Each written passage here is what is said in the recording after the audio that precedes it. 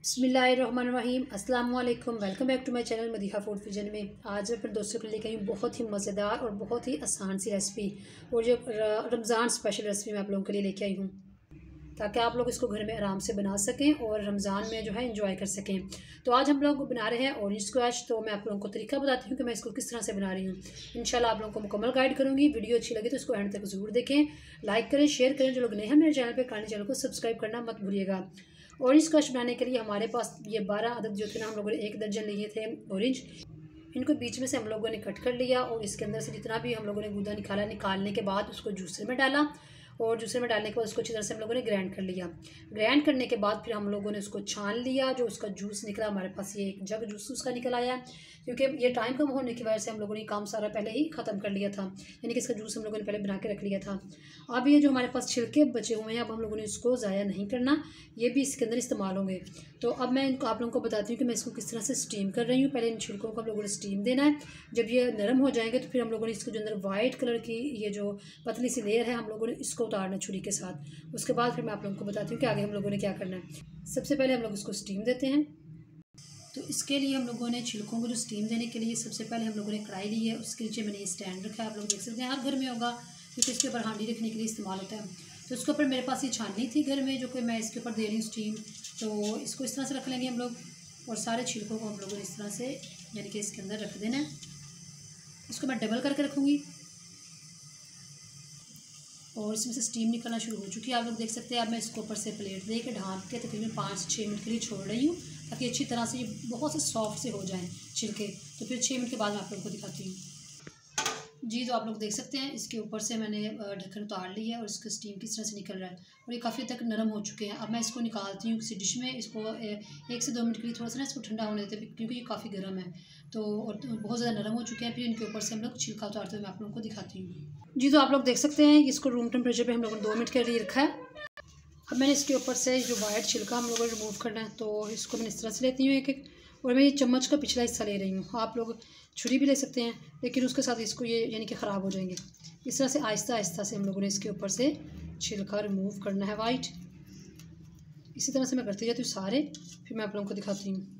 जी, तो आप लोग देख सकते हैं, हमने सारे छिलके जो हैं अच्छी तरह से साफ़ कर लिए हैं। इसके ऊपर से हम लोगों ने जो वाइट कलर की इसकी वो लेयर थी उतार दी है, और ये बहुत ही नरम से हो चुके हैं। अब हम लोगों ने इसको ग्राइंडर में डालना है और इसको अच्छी तरह से इसी जूस के साथ, जो हम लोगों ने जूस निकाल कर रखा है, इसके साथ उसको अच्छी तरह से हम लोगों ने ब्लेंड कर लेना है।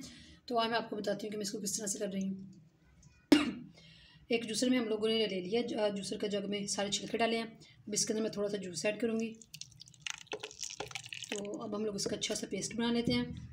जी, तो आप लोग देख सकते हैं, इसका बहुत ही अच्छा सा हम लोगों ने पेस्ट बना के तैयार कर लिया है। और अब आप लोगों को बताती हूँ कि हम लोगों ने इसके अंदर चीनी कितनी इस्तेमाल करनी है। जी, तो स्क्वैश बनाने के लिए सबसे पहले हम लोगों ने कढ़ाई चूल्हे पर रख लिया है, और इसके अंदर मैंने एक बड़ी प्याली जो थी हम लोगों ने शुगर ऐड कर लिया है, और इसके अंदर हम लोग 1/2 कप जो है पानी ऐड करेंगे।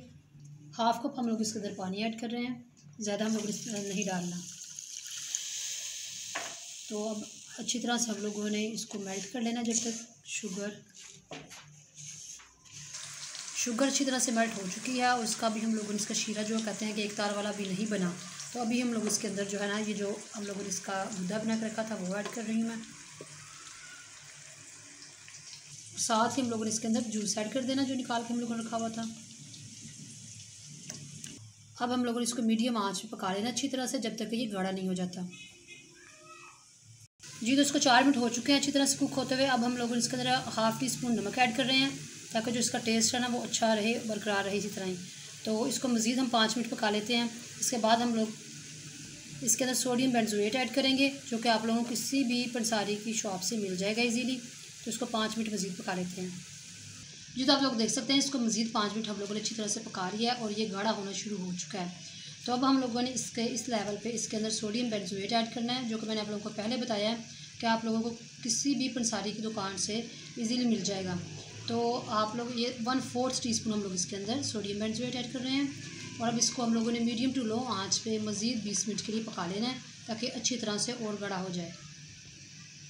जी, तो आप लोग देख सकते हैं, इसको 15 से 20 मिनट हो चुके हैं हम लोगों को इसको पकाते हुए, और ये काफ़ी हद तक गाढ़ा होना शुरू हो गया है, और ये बहुत ज़बरदस्त तैयार हो चुका है।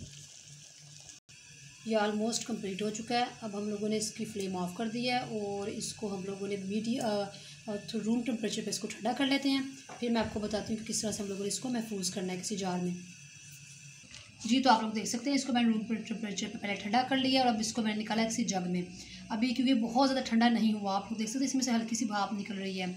आप लोगों ने इसको जी लंबे अरसे तक के लिए महफूज करने के लिए सबसे बेहतरीन तरीका यही है कि आप लोग इसको शीशे की बोतलों में भर के रख दें, ताकि ये 5 से 6 माह या 1 साल तक भी ये रहेगा, क्योंकि आप लोगों ने इसके अंदर सोडियम बेंजोएट ऐड किया है। तो इस वजह से ये लॉन्ग टाइम तक ये आप लोगों के पास महफूज रह सकता है। और अगर आप लोगों ने इसको 2 से 3 माह के अंदर इस्तेमाल करना है तो आप लोग इसको प्लास्टिक की बोतलों में भी भर के रख सकते हैं। तो अभी तो फ़िलहाल मैंने इसको जग में निकाला, तो उसके बाद मैं इसको शीशे के जार में या प्लास्टिक की बोतलों में रख लूँगी महफूज करके। तो आप लोगों को मैं इसको बनाने का तरीका बता देती हूँ कि इसकी आप लोगों को सिर्फ 2 खाने के चमचे लेने हैं इसको, और बाकी का ग्लास जो है वो आप लोगों ने इसके अंदर पानी ऐड करना है। और गर्मियाँ हैं तो आप लोग इसके अंदर आइस क्यूब्स ऐड कर सकते हैं। और क्योंकि अभी हमारे पास मौसम जो अभी ठंडा है, सर्दियाँ तो सर्दियों का एंड है, तो इसलिए मैंने आप लोगों को वो नहीं बताया। तो इसी तरह से आप लोगों को इसको बनाना है। तो मैंने तो ये रमज़ान के लिए स्पेशल आप लोगों के लिए लेके आई हूँ स्क्वैश, ऑरेंज स्क्वैश बनाने का तरीका। तो इसी तरह से आप लोगों ने इसको बना के सेव कर लेना है, ताकि आप लोग रमज़ान में इंजॉय कर सकें।